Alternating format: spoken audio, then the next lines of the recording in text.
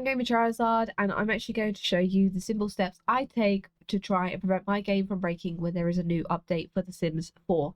Tomorrow, the 22nd of October, a new huge update is going to be dropped in preparation of the new expansion pack Life and Death for The Sims 4 coming out on the 31st of October.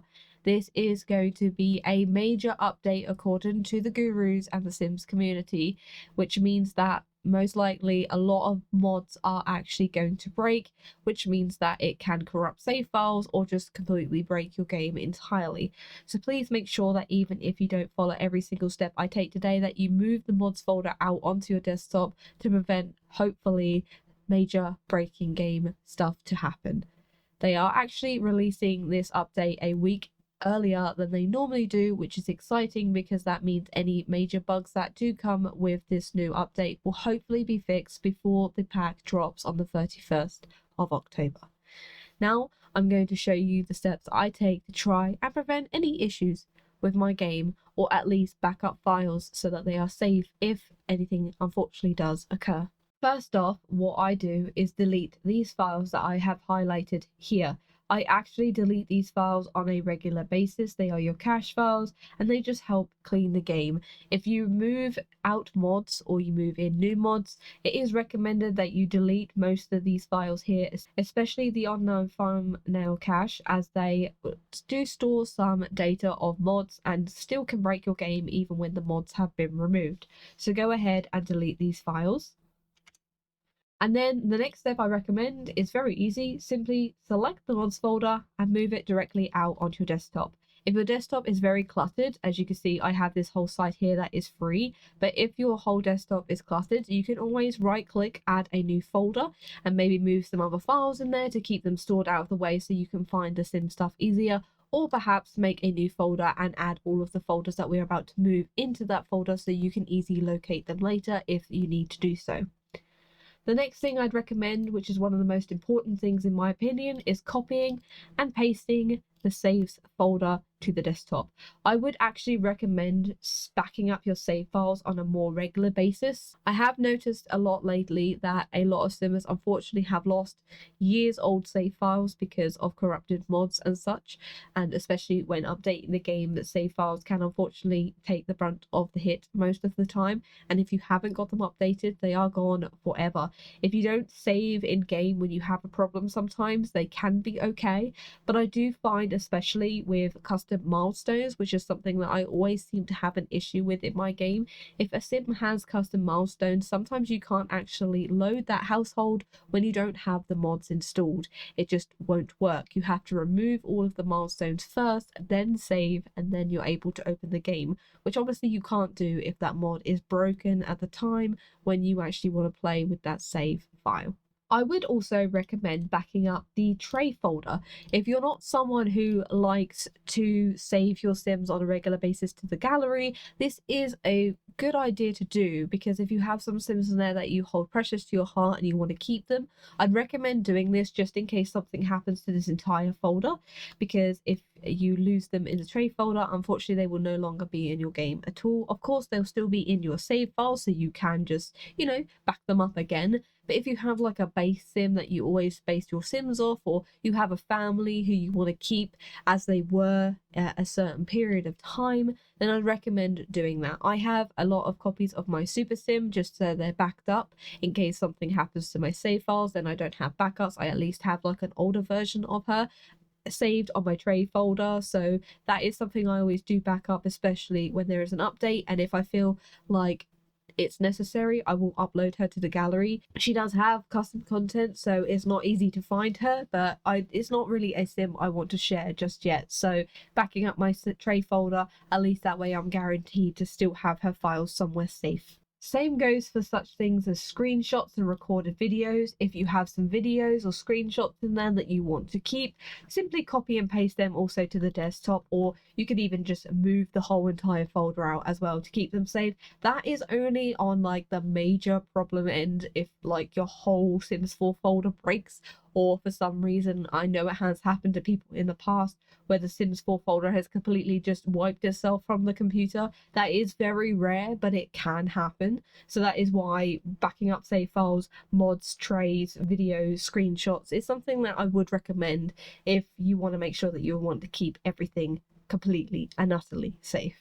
Once you've followed those steps and the mods folder has been moved completely out, the saves file has been copied, and all of those cache files have been deleted, your game is now ready to receive the update, and you can start playing the game once it has started. I will say though, please do not use save files that have mods installed, because if you don't have the mods installed, it will remove custom content. So you'll have Sims walking around in their underwear, or they'll be bald because they don't have the custom content stuff installed. Or if you have custom content build and buy, of course, they'll all be removed from your game. And for instance, if you have, for say, MC Command Center, if you have a family that is over the 8 limit, for instance, you have 12 Sims in a household and you open up that save file without MC Command Center installed, the extra Sims will be deleted entirely from the game. If you save the game and you don't have a backup of your saves, they are gone forever. So please make sure that you're very careful when open up save files, and never ever save if you don't have the mods installed, unless it is something that you would like to do, because unfortunately without the backup for the saves you will have no way to undo that. So how to know when it is safe to add back your mods into your game? I would actually highly recommend following creators that you have a lot of their mods of, or very important mods such as UI cheats or command center. I would recommend following them on platforms such as Patreon or Twitter/X. Now, Twitter/X, I would say not a lot of creators really use that platform, but some are quite active on there, so it just depends on the person themselves. Patreon, I know, can sound a bit intimidating as it is obviously a paid subscription on some things, but to be honest with yourselves, 99% of creators have all of their stuff on there for free, especially when it comes to update posts. They are free to view. The only things that are locked behind paywalls are early access to mods that have new features. So if for a certain month you would like to do so, you are able to support that creator and download that mod early in advance. But if not, you wait a couple of weeks extra or a week extra, and then it is completely free for everybody to install and enjoy. So Patreon is something I recommend a lot, because a lot of the creators actually will post a master list of updates for the mods. Once the new update has been released, they will tell you whether or not that mod is compatible, which means it can go straight back into the game, or it has been updated because it was broken, but they have already updated, so you can go ahead and download the new update and place it into your mods folder, or it's completely broken and it needs some time to be fixed. The last one, you may just have to wait a little while that creator, of course, is just taking their time to make sure it is safe to use, and then once it's been updated, you can go ahead and add it back into your game as normal. So how do you add back in mods safely? Well, we're actually going to use UI cheats here as an example. So you've just realized there is a new update for UI cheats on Patreon. You've downloaded the files. So what you need to do is actually go ahead and delete the old files. Do not copy and paste files in, because they could merge and corrupt each other and break and not work inside your game. So the best thing is to go ahead and delete these files completely from your mods folder, and then add in the 2 new files so that they're safe inside here, and then that will work no problem at all. And again, I would recommend deleting all those cache files that we had at the beginning, just in case they have reappeared again, to make sure that they're not going to interfere with the new mods that you have added in. And then once all your mods are added back in, you're free to try the game out. If you have any issues where the game is breaking and there is a problem with mods, the best way I find is actually to 50/50 your mods. 50/50 method is to remove all of these mods and try the game with just these ones installed. If the issue does not arise, slowly start adding back in the folders until you find the folder that is causing the issue. Then go over to the creator's website and see if that needs an update, or just temporarily remove the mod and don't play with it until it is updated, in order to be able to make sure that everything is protected. And when you move your mods back into the new mods folder in The Sims 4, simply copy and paste everything over that is safe to do so, but just make sure that you do not add in this file because a new one will be generated when you start a new game and a new folder is created. This is Editing Charlie dropping in real quick. I did mention this in the video, but I wanted to kind of cover it a bit more in detail real quick for those who are not as familiar with mods as some people are, especially when it comes to such mods as MC Command Center. As I said, I did mention this before about not having it installed, and it can mess up your game if you have more than like 8 sims in a household. But actually, there is actually a different step that you will need to take when reinstalling this as a new updated version of the mod. Of course, you are going to delete mostly every single file in the folder before placing in the new ones to make sure that we're not replacing anything, but this file just here, the mc_settings.cfg, do not delete this file. If you delete this file, then all of the MC Command Center stuff will default back to the original state, which means, again, if you have more than 8 sims in a household, it is going to set that back to 8, and any extra sims you have is actually going to be deleted from the game. If you have accidentally deleted this file completely from your computer, do not panic.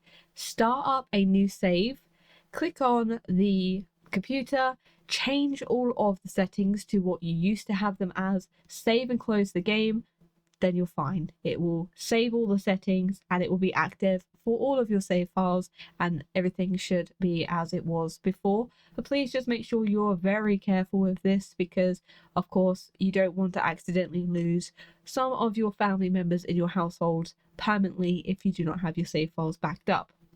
There is also a couple more files that you need to be mindful of. If you are using mods by a Deep Indigo, or you're using certain mods that require like the mood pack or the lot 51 core file, please make sure that you just double check that those files don't need updating as well as like the basement venue list, because if you don't have these updated, then the new mods won't work and again can break your game. So just make sure you're reading through posts when you are updating mods, just in case there are any requirements that you will need to have installed, especially such things as XML injector. That is one that a lot of modders actually use, and it hasn't been updated for a while, but you never know, so always just double check that that doesn't need an update before you add it back into your game. Other than that, you are free to go, and I will go back to past Charlie. I hope this video was of help to you, and I am happy to answer any other questions that you guys have, so comment down below if you're having any issues or anything, and I'll help as much as I'm able to do so.